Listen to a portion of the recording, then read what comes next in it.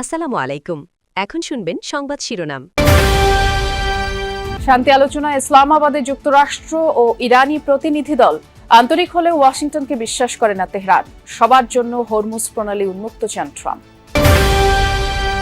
হঠাৎ করে উচ্ছেদ অভিযানের পর ফের হকারদের দখলে রাজধানীর সড়ক ফুটপাত। দখলদার উচ্ছেদকারীদের চোর পুলিশ খেলায় ভোগান্তি কাটছে না নগরবাসীর। ঢাকার ফিলিং স্টেশনগুলোর সামনে আজও মোটরসাইকেল, ব্যক্তিগত গাড়ির দীর্ঘ সারি। বিভিন্ন জেলায় তেলের জন্য হাহাকার, অসহনীয় অপেক্ষায় বিরক্ত গ্রাহক। ২০০০-এর বেশি কিডনি প্রতিস্থাপনকারী ডাক্তার কামরুলের হাসপাতালে যুবদলের নাম ভাঙিয়ে চাঁদা দাবির অভিযোগ। দলের সাথে সম্পর্ক নেই বললেন কেন্দ্রীয় নেতৃবৃন্দ। এতক্ষণ শুনছিলেন সংবাদ শিরোনাম, এখন শুনবেন বিস্তারিত সংবাদের আগে আমাদের যমুনা 24 টিভি চ্যানেলটিকে সাবস্ক্রাইব বা ফলো করে আমাদের সাথে থাকুন আর কমেন্ট করে জানান আপনি কোথা থেকে সংবাদ শুনছেন। পাকিস্তানে পুরোপুরি প্রস্তুত যুক্তরাষ্ট্র ইরানের শান্তি আলোচনার মঞ্চ।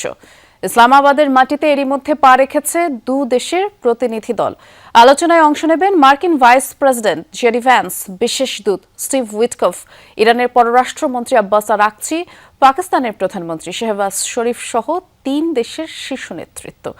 বৈঠক শুরুর আগে হরমুজ প্রণালী দখলের হুঁশিয়ারি দিয়েছেন মার্কিন প্রেসিডেন্ট ডোনাল্ড ট্রাম্প।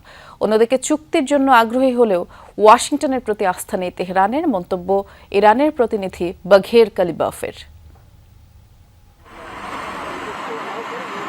পাকিস্তানের মাটিতে পা রাখলেন মার্কিন প্রতিনিধিরা। উদ্দেশ্য ইসলামাবাদের মধ্যস্থতায় ইরানের সাথে শান্তি আলোচনা। তেহরানের প্রতিনিধি দল পৌঁছে গেছেন শুক্রবার রাতে।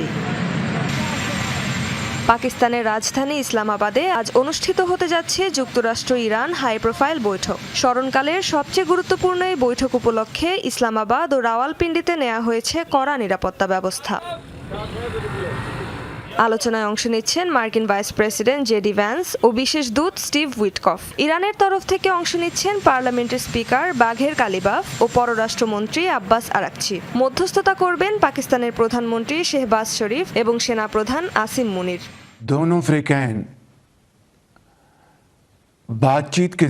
আমাদের প্রস্তাব গ্রহণ করায় যুক্তরাষ্ট্র ও ইরানের প্রতি কৃতজ্ঞতা জানাচ্ছি। তারা শুধু যুদ্ধবিরতিতে সম্মতই হয়নি, বরং আমার আন্তরিক অনুরোধে শান্তি আলোচনায় অংশ নিতে দুই দেশের নেতৃত্ব ইসলামাবাদে আসছে। ইরান যুক্তরাষ্ট্র আলোচনা ফলপ্রসূ হওয়ার আশাবাদ জানিয়েছেন মার্কিন প্রেসিডেন্ট ডোনাল্ড ট্রাম্প। জানান যে কোনো মূল্যে চলমান সংকট সমাধানে বদ্ধপরিকর যুক্তরাষ্ট্র। চলমান যুদ্ধে ইরান পরাজিত হয়েছে বলেও দাবি করেন তিনি। আলোচনায় যাই হোক, হরমুজের নিয়ন্ত্রণ নেবেনি এমন হুঁশিয়ারি দেন ট্রাম্প।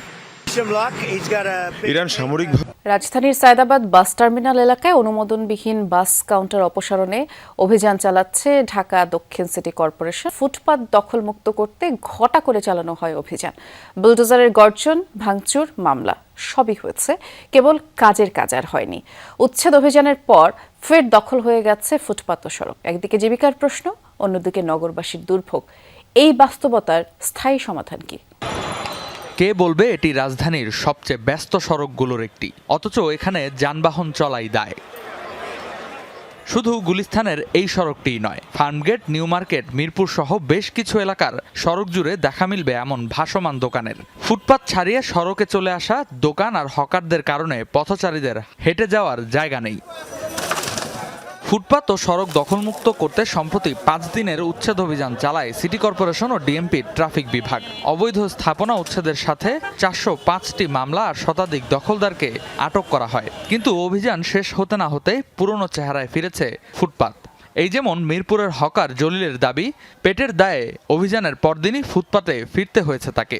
মাননীয় প্রশাসকের কাছে আমরা আহ্বান জানাইছি যে আমরা যাতে সীমিত আকারে রাস্তা যানজট না করে তারপরে বেজাল মুক্তভাবে যাতে করতে পারি ছোট পরিসরে। একসাথে উঠিয়ে দিলে আমার মনে হয় যে সরকারের জন্য ভালো হবে না, আমারও তো দুর্ভিক্ষের ভিতরে পড়ে যাবো। আমার যদি উড়ে যায় আমি কোথায় যাব? আমার এই বসে কি চাকরি দিব? আমি কি চাকরি করতে পারবো? আমার যদি পুলিশে দূরান দিতে আমি দূর দিতে পারবো না, তাহলে কেমন হইলো? কারণ এটা আমরা কাম্য করি না, এটা অমানবিক। দখলদার আর উচ্ছেদকারীদের এই চোর পুলিশ খেলায় ভোগান্তি কাটছে না নগরবাসীর। একে তো রিক্সা, মানুষের জ্যাম, আবার দুই পাশে ফুটপাত, অনেক কষ্ট হয়ে যায়। ইউজ করি। আর মাঝে মাঝে তো দেখা যায় যে আমারও ভয় লাগে যে কখন কি হয়ে যায়, একটা রিক্সার সাথে ধাক্কা খেলে, আর বাচ্চা মানুষ তো বুঝতেই পারেন যে শহরের ভারসাম্য যাবেন আর মানবিকতাও দেখাবেন। জ্বালানি তেলের জন্য রাজধানীর পাম্পগুলোর সামনে আজও যানবাহনের দীর্ঘ অপেক্ষা। কিছু পাম্পে নিজেদের চাহিদা মতো জ্বালানি পাচ্ছেন গ্রাহকরা, আবার কিছু পাম্পে রেশনিং ব্যবস্থা মানা হচ্ছে। অপেক্ষায় থাকা গ্রাহকদের অভিযোগ, অবৈধভাবে মজুদের কারণে এই সংকট। অপেক্ষমান গ্রাহকরা সরকারকে এ বিষয়ে কার্যকর পদক্ষেপ নেওয়ার অনুরোধ জানিয়েছেন। পাম্প কর্তৃপক্ষ বলছে, ডিপো থেকে নিয়মিত সরবরাহ এলেও চাহিদা পূরণে তা অপর্যাপ্ত। জানান, প্রতিদিন ডিপো থেকে একই পরিমাণের তেল পাচ্ছেন তারা, তবে গ্রাহকদের চাহিদা আগের চেয়ে অনেক বেড়ে গেছে, যার ফলে তেলের এই সংকট আরও প্রকট হচ্ছে।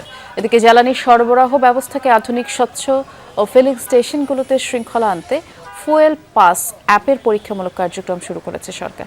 প্রাথমিকভাবে তেজগাঁও ট্রাস্ট ও আসাদ গেটের সোনার বাংলা ফিলিং স্টেশনে শুধু মোটরসাইকেল চালকদের জন্য এই পাইলটিং কার্যক্রম উন্মুক্ত করা হয়েছে। আর এই পরীক্ষা সফল হলে পর্যায়ক্রমে সারা দেশের সব ধরনের যানবাহনের জন্য অ্যাপটি বাধ্যতামূলক করা হবে।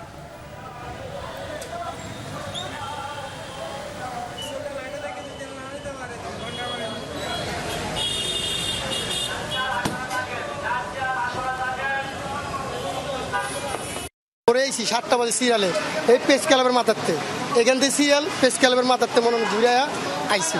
ওরা বলে তেল আছে, পাম্পে গেলে তেল পাই না, তো এই কষ্ট ভোগান্তি আর কতদিন, কত সময় লাগবে জানি না, কিন্তু তেল পাবো কিনা তাও অনিশ্চিত। আল্লাহর ফেরেশতা যদি এই দেশে বলে না এই দেশ ভালো হবে, আমার তো মনে হয় না।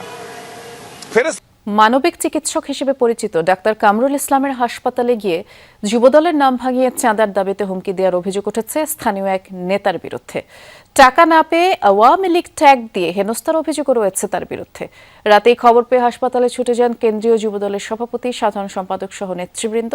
তারা বলেন, অভিযুক্ত মঈনুদ্দিনের সাথে যুবদলের কোনো সম্পর্ক নেই। আশ্বস্ত করেন চাঁদাবাজকে দ্রুত আইনের আওতায় আনার। শুক্রবার রাত 8:40 সিসিটিভি ফুটেজে দেখা যায় রাজধানীর শিমুলির একটি হাসপাতালে দলবল নিয়ে হাজির স্থানীয় এক নেতা। যুবদলের নাম ভাঙিয়ে চাঁদার দাবিতে হুমকি দিচ্ছেন তিনি। হাসপাতালটি অন্য কারো নয়, 2000-এরও বেশি মানুষকে বিনা পারিশ্রমিকে কিডনি প্রতিস্থাপনকারী চিকিৎসক ডাক্তার কামরুল ইসলাম স্যারের মানবিক কাজের স্বীকৃতি হিসেবে যিনি কিনা দেশে বিদেশে সমাদৃত, সেই চিকিৎসককেই আতঙ্কে থাকতে হচ্ছে চাঁদাবাজদের হুমকিতে। জানা গেছে, শুধু শুক্রবারই নয়, জুলাই গণঅভ্যুত্থানের পর থেকেই নানাভাবে ভয়ভীতি প্রদর্শনের মাধ্যমে হাসপাতাল থেকে চাঁদা দাবি করে আসছেন স্থানীয় এই কথিত নেতা। চাপে ফেলতে ডাক্তার কামরুল ইসলামকে আওয়ামী লীগ ট্যাগ দিয়ে হাসপাতালের সামনে মব তৈরিরও অভিযোগ তার বিরুদ্ধে। প্রথম দিকে অত করতো না, কিন্তু ভয় দেখাতো।